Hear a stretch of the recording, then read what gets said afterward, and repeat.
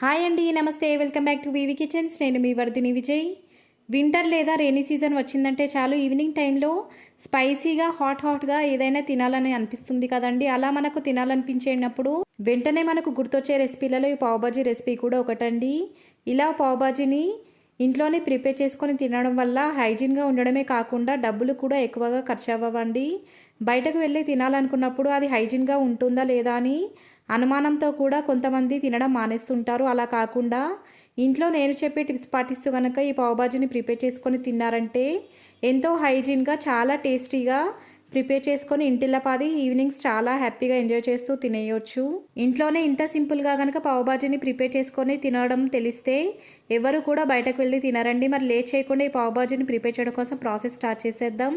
ముందుగా ఒక బౌల్లోకి 1 లీటర్ దాకా వాటర్ని తీసుకొని ఆ వాటర్లోకి 1 కప్పు దాకా వీడియోలో చూపించిన సైజులోకి బంగాళాదుంప ముక్కలని కట్ చేసుకొని ఆ బంగాళాదుంప పీసెస్ మొత్తాన్ని కూడా ఆ వాటర్లోకి వేసేసుకొని ఈ బౌల్ని స్టవ్ వెలిగించి స్టవ్ మీద ఈ గిన్నె నుంచి మంటను హై ఫ్లేమ్లోకి అడ్జస్ట్ చేసుకొని ఈ బంగాళాదుంపలు మొత్తం కూడా 90% ఉడికేంత వరకు ఉడికించుకోవాలి. వీడియోలో చూపించినట్టుగా ఈ బంగాళాదుంపలను కనుక ముట్టుకొని చూసినట్లయితే విరిగిపోయినట్లుగా అయితే సరిపోతుందండి. ఇప్పుడు స్టవ్ ఆఫ్ చేసేసుకొని ఈ బంగాళాదుంపలను ఉన్న వాటర్ మొత్తాన్ని కూడా డ్రైన్ చేసేసుకొని ఈ బంగాళాదుంపలని కాసేపు పక్కన ఉంచుకోవాలి. రూమ్ టెంపరేచర్లోకి వచ్చేంత వరకు కూడా ఈ బంగాళాదుంపలను చల్లారనివ్వాలి.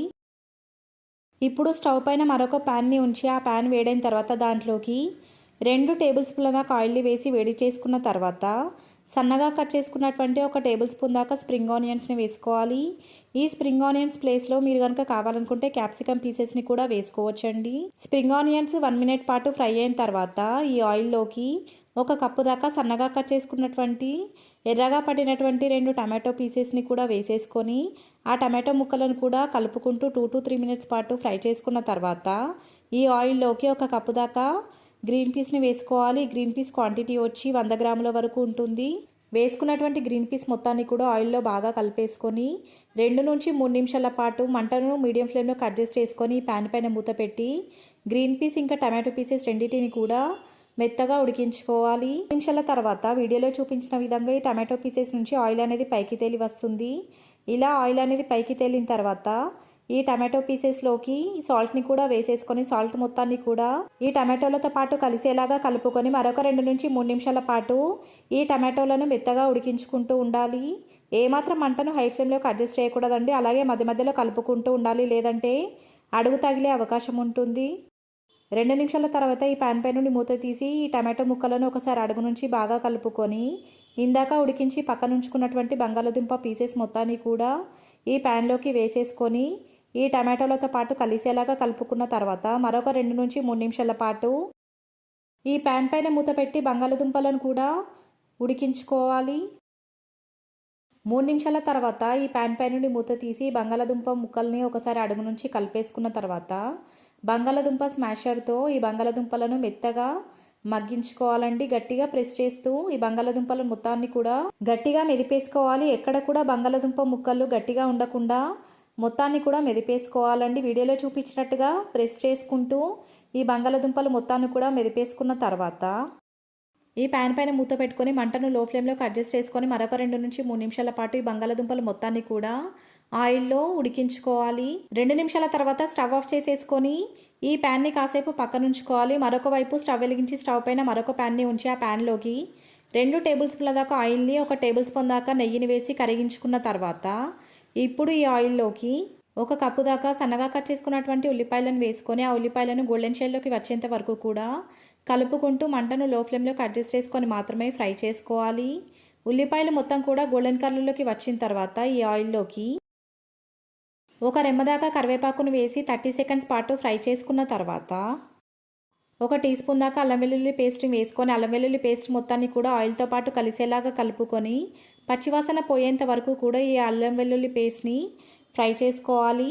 అల్లం వెల్లుల్లి పేస్ట్ ఫ్రై అయిపోయిన తర్వాత 1/2 టీ స్పూన్ దాకా పసుపును కూడా వేసుకొని పసుపు మొత్తాన్ని కూడా ఉల్లిపాయలతో పాటు కలిసేలాగా కలుపుకొని మరొక 30 సెకండ్స్ పాటు ఫ్రై చేసుకున్న తర్వాత ఈ ఉల్లిపాయల్లోకి 2 టేబుల్ స్పూన్ల దాకా కారాన్ని, రుచికి తగినంత ఉప్పును కూడా వేసుకోవాలి. ఇందాక మనం ఉప్పుని ఆ టమాటో ముక్కలను ఉడికించేటప్పుడు వేసాం కాబట్టి దాన్ని గుర్తుంచుకొని సాల్ట్ని వేసుకోవాలి. ఉప్పు కారం రెండింటిని వేసుకున్న తర్వాత 1/2 టీ స్పూన్ దాకా గరం మసాలా పౌడర్ని, హాఫ్ టీ స్పూన్ వరకు ధనియా పౌడర్ని కూడా వేసేసుకోవాలి. వీటితో పాటుగా ఈ పావుబాజీ రెసిపీకి మెయిన్ ఇంగ్రీడియంట్ అయిన పావుబాజీ మసాలాని వేసుకోవాలండి. ఈ పావుబాజీ మసాలా ఎలాంటి సూపర్ మార్కెట్లో అయినా చాలా ఈజీగా దొరికేస్తుంది. హాఫ్ టీ స్పూన్ దాకా పావుబాజీ మసాలాను కూడా వేసేసుకున్న తర్వాత మనం వేసుకున్నటువంటి మసాలాలు మొత్తాన్ని కూడా ఈ ఉల్లిపాయలతో పాటు కలిసేలాగా కలుపుకొని ఆయిల్లో 1 to 2 మినిట్స్ పాటు మంటను లో ఫ్లేమ్లోకి అడ్జస్ట్ చేసుకొని మసాలాలు ఏమాత్రం మాడిపోకుండా మధ్య మధ్యలో కలుపుకుంటూ ఫ్రై చేసుకోవాలి. మసాలాలు ఏమాత్రం మాడిపోయినా కూడా ఈ పావుబాజీ రెసిపీ అనేది అంత ఫ్లేవర్ బాగుండదండి. అందుకే మధ్య మధ్యలో కలుపుకుంటూ ఉండాలి. దీంట్లోకి ఆయిల్ కూడా కాస్త ఎక్కువగానే పడుతుంది, లేదంటే ఈ మసాలాలు మాడిపోయే ఛాన్స్ ఉంటుంది. ఈ మసాలాలు మొత్తం కూడా ఆయిల్లో ఫ్రై అయిన తర్వాత ఇందాక మనం ప్రిపేర్ చేసి పక్కన ఉంచుకున్నటువంటి బంగాళాదుంప ఇంకా టమాటో మిశ్రమం మొత్తాన్ని కూడా ఈ ప్యాన్లోకి వేసేసుకొని ఈ ఉల్లిపాయలు మొత్తంతో పాటు కలిసేలాగా అడుగు నుంచి కలిపేసుకోవాలి. ఈ మిశ్రమం మొత్తం కూడా ఉల్లిపాయలతో పాటు మొత్తం బాగా కలిసిపోయిన తర్వాత మంటను లో ఫ్లేమ్లోకి అడ్జస్ట్ చేసుకొని ప్యాన్ పైన మూత పెట్టి 2 నుంచి 3 నిమిషాల పాటు ఆయిల్లో ఈ మిశ్రమం మొత్తాన్ని కూడా ఉడికించుకోవాలి.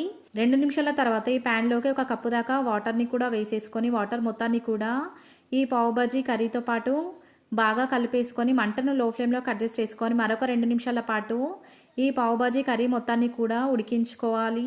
2 మినిట్స్ తర్వాత ఈ పావుబాజీ కర్రీలోకి మరొక హాఫ్ టీ స్పూన్ దాకా పావుబాజీ మసాలాను వేసేసుకొని మసాలా మొత్తాన్ని కూడా ఈ కర్రీతో పాటు కలిసేలాగా మరొకసారి అడుగు నుంచి కలుపుకున్న తర్వాత ఇంకొక 2 మినిట్స్ వరకు ఈ పావుబాజీ కర్రీని ఆయిల్లో ఫ్రై చేసుకున్న తర్వాత వీడియోలో చూపించిన విధంగా ఆయిల్ అనేది పైకి తేలి వస్తుందండి. ఇలా ఆయిల్ అనేది పైకి తేలి వచ్చిన తర్వాత ఎండింగ్లో ఈ పావుబాజీ కర్రీలోకి సన్నగా కట్ చేసుకున్నటువంటి కొంచెం కొత్తిమీరని 1 టీ స్పూన్ దాకా కసూరి మేతిని కూడా చేతితో క్రష్ చేసుకొని ఈ పావుబాజీ కర్రీలోకి వేసేసుకొని ఒకసారి కలుపుకున్న తర్వాత 1 నిమిషం పాటు ఫ్రై చేసేసుకొని నిమిషం తర్వాత స్టవ్ ఆఫ్ చేసేసుకొని ప్రిపేర్ అయినటువంటి పావుబాజీ కర్రీని ఒక సర్వింగ్ బౌల్లోకి ట్రాన్స్ఫర్ చేసేసుకోవాలి.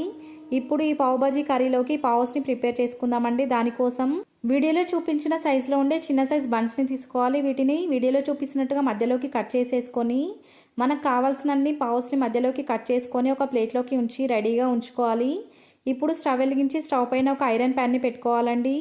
ఈ పావుబాజీని ప్రిపేర్ చేసేటప్పుడు నాన్ స్టిక్ ప్యాన్ కంటే కూడా ఐరన్ ప్యాన్ని యూజ్ చేస్తే టేస్ట్ అనేది చాలా బాగా ఉంటుంది.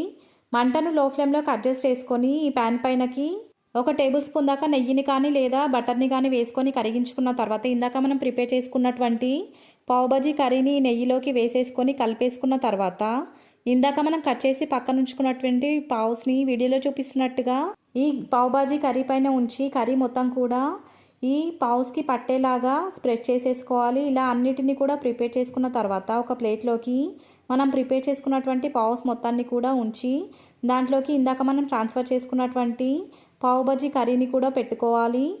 దీంతో పాటుగా ఆనియన్ని కానీ లెమన్ని కానీ సర్వ్ చేసుకోవచ్చండి. ఇలా ప్రిపేర్ చేసుకున్నటువంటి పావుబాజీ పైన లెమన్ని పిండుకొని ఆనియన్తో సర్వ్ చేసుకుంటే ఆ టేస్ట్ మాత్రం సూపర్గా ఉంటుంది. చల్లచల్లని వెదర్కి వేడివేడిగా ఇలా ఇంట్లోనే ఎంతో హైజీన్గా ఎంతో టేస్టీగా ఈ పావుబాజీని సింపుల్గా ప్రిపేర్ చేసుకొని తినేయవచ్చు. మీరు కూడా ఈ వీడియో చూసి మీ ఇంట్లో కూడా ఈ పావుబాజీని ప్రిపేర్ చేసుకొని ఎలా వచ్చిందో నాకు ఫీడ్బ్యాక్ ఇవ్వడం మాత్రం మర్చిపోకండి.